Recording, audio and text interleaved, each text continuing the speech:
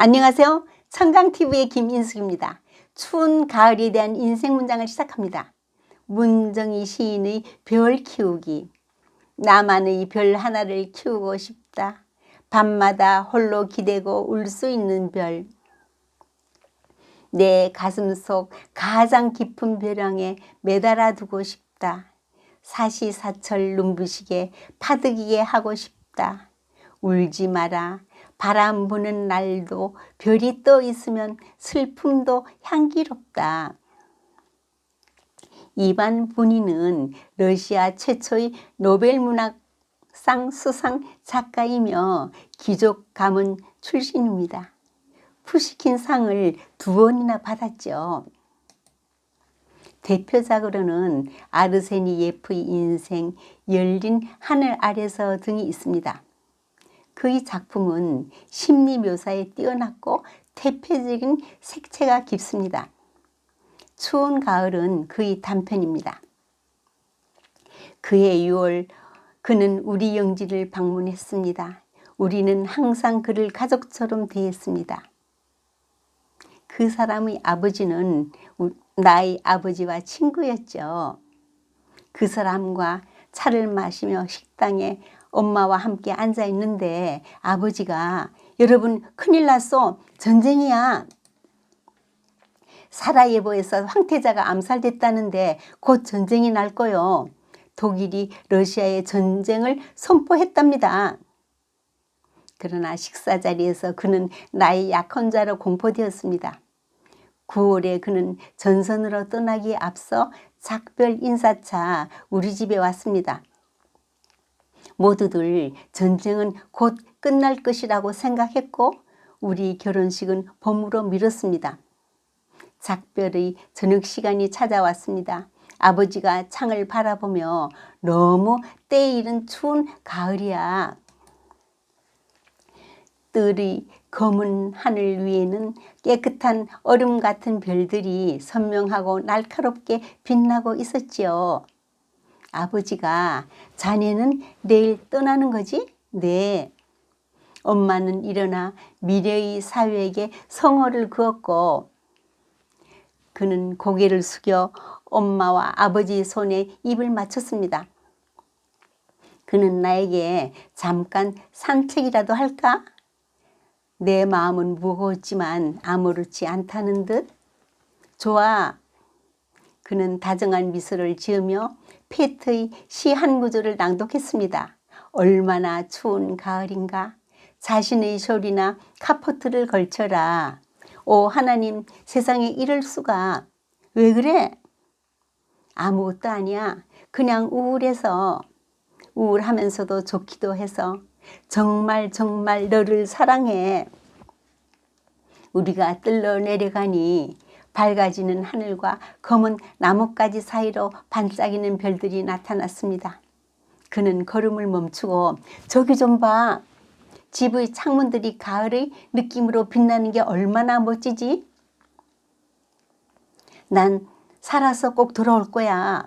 그리고 이 저녁을 영원히 기억할 거야.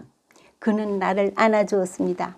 스카프를 벗고 고개를 살짝 뒤로 젖히니 그는 내게 키스를 한 후 당신 눈이 반짝거리는 것 좀 봐. 춥지 않아? 날씨가 완전히 겨울 날씨네. 내가 죽더라도 곧바로 나를 잊지는 않을 거지? 그런 말 하지 마. 난 당신의 죽음을 견딜 수 없을 거야. 잠시 말이 없던 그가 천천히 말했습니다. 아니야, 괜찮아. 내가 죽는다 해도 난 거기서 널 기다릴 거야. 당신은 좀 더 살다가 세상에서 조금 더 즐겁게 지낸 다음 내게로 오면 돼. 난 흐느껴 울었습니다. 아침에 그는 떠났습니다. 한 달 후 갈디치아에서 그는 사망했죠. 그 후 30년이란 세월이 흘렀고 나는 많은 일들을 겪었습니다. 부모님도 돌아가셨고 난 어느 지하방에 살았으며 남아있던 물건들을 내다 팔았습니다. 시장 한 구석에서 장사를 하던 어느 날 맑은 영혼을 가진 중년의 퇴역 군인인 어떤 사람에게 시집을 갔습니다. 그 사람의 어린 조카 한 명도 우리와 함께 살았죠. 나는 시골 할머니처럼 집신짝을 끌고 다니고 남편은 검은 턱수염을 길게 기르고 달아빠진 외투를 입고 다녔습니다.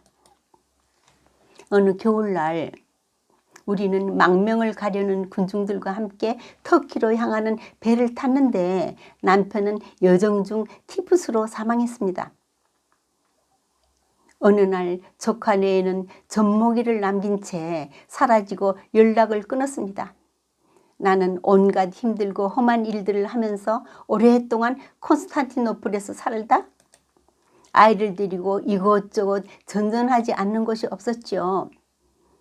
그 애는 어느덧 성인이 되었고 매우 사랑스러웠지만 내게는 전혀 무관심했고 초콜릿 가게에서 일했습니다.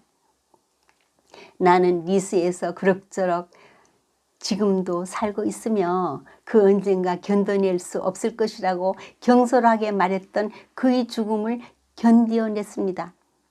그 이후로 내가 겪었던 모든 일들을 회상하면서 항상 내 자신에게 묻곤 합니다. 그렇다면 도대체 내 삶에는 무엇이 있었던가? 스스로 대답해 봅니다. 단지 그 추웠던 가을 저녁뿐이었다고. 그런데 그 가을 저녁이 있기는 했었던가? 그래, 아무튼 있었다. 이것만이 나의 삶에 있었던 전부였고 나머지 것들은 모두 부질없는 꿈들이었다. 나는 믿으며 뜨겁게 확신한다. 거기 어디선가에서 그가 나를 기다리고 있다는 것을. 그날 저녁의 사랑하는 마음과 젊음을 간직한 채 그의 말처럼 나는 좀 더 살았고 조금 더 기뻐했다. 이제 곧 그에게 갈 것이다.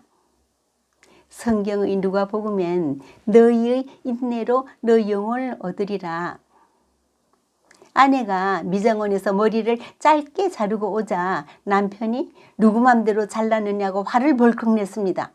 그러자 아내는 당신은 누구 허락을 받고 대머리가 됐나요?